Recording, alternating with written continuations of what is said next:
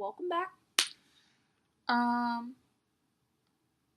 yeah, I'm in the same clothes again in case you were wondering, and I'm probably gonna bring it up every single time that I make a video in these clothes because why not? I don't know why I'm just like so ready to do these videos right now, so might as well keep doing them. And I'm actually pretty proud of myself for having them planned out ahead of time because that never ever happens in my life ever. So you guys should be super proud that I'm changing my ways. Okay.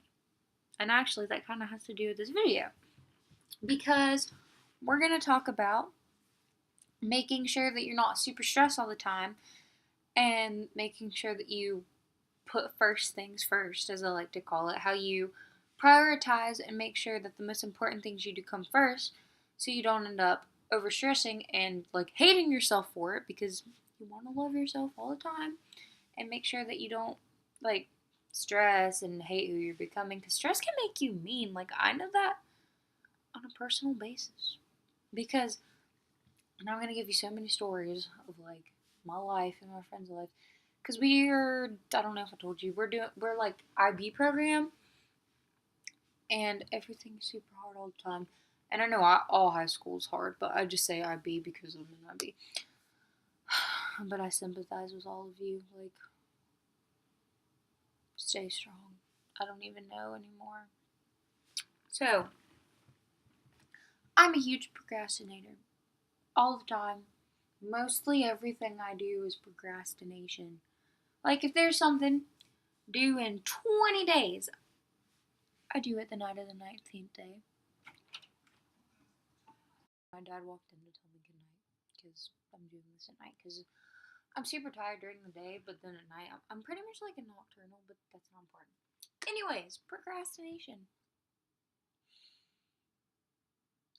Every time I'll wait to do things, and I regret it so much because then I stay up and I don't sleep at all, and I get like 30 minutes of sleep, and I'm super mean and obnoxious and rude and a diva the next day, and my friends are like, "What the heck, Tori? You need to chill," and I have no chill, and like the more stress that builds up, the more you don't act like yourself, or you have like mood swings and you're acting all crazy, and you don't want to do that to yourself because it's dumb and it can be avoided and it makes you act like someone that you don't want to be and it makes you act like you're like not yourself and you end up not liking who you're acting like because you're acting like a total diva if you're like me and you're just super stressed all the time and you don't want to have to do that to yourself.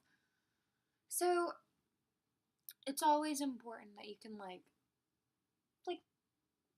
I think organization helps a lot with this. I'm not organized at all either, which is probably a big problem. Like if you write out on a planner, like I have a big math test coming up, and I have like a history project and English. I'll do the same day.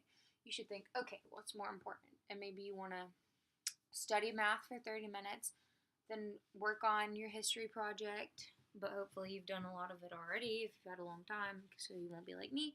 Then you want to maybe study some more and then do your other homework so that you won't be like watching TV till 10 o'clock and then trying to do everything and then doing not that great on your project, barely doing your English homework, and studying for like 5 minutes.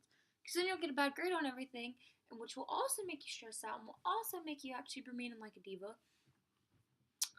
So it's just important that you plan things out. And also, I know when I'm doing homework, especially math homework, and I get super stressed out, I keep trying to focus on it, but I can't because my brain is just like, this isn't working, and I want to cry, and I get super emotional over it. Just walk away for 5 minutes, for 10 minutes, take a walk, do something. And I know you always see that like in stress books and stuff because I had to read stress books for IB, blah blah. But it really does help.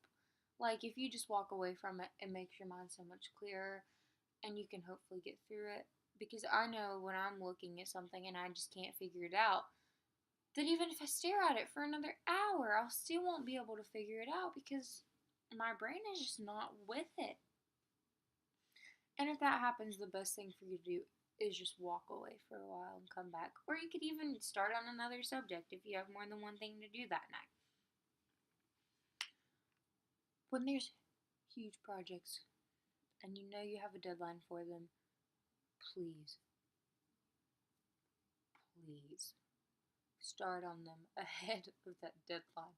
I never do this, and it is so terrible and so bad for you and your health and for your personality and for your self-esteem and for your confidence, because it just makes you hate yourself and not like who you are at all, because you're like, why am I doing this? Just try to start ahead. Like, there's one project where I actually got my life together.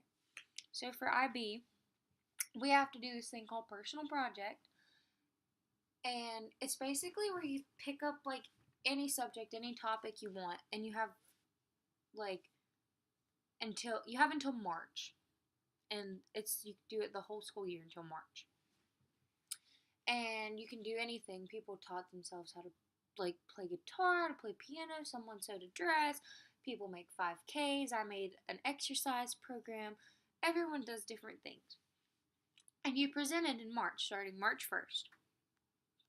But you had to write this essay for it, and it was due Valentine's Day. And I, for the first time ever, because if you fail that project, then you fail the IB program, and I knew that I put way too much blood, sweat, and tears into the IB program to fail, so I was like, Tori, you actually have to be organized and get your life together on this one. So I set out certain things for myself to do with the project each month. It was so much easier that way.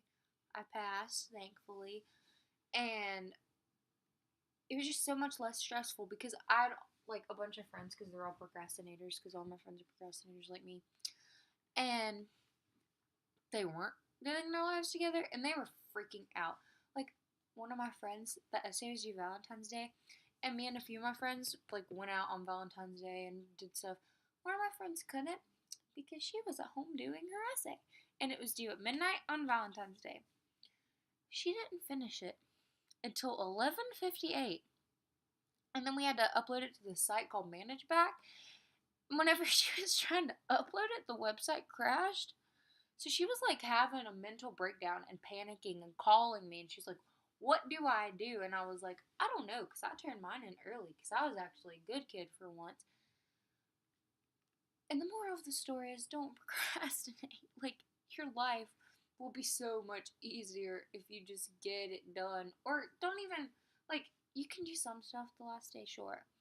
But don't leave everything to the last day. Be like, okay, we're going to do this part this week or this day, and this part the next time.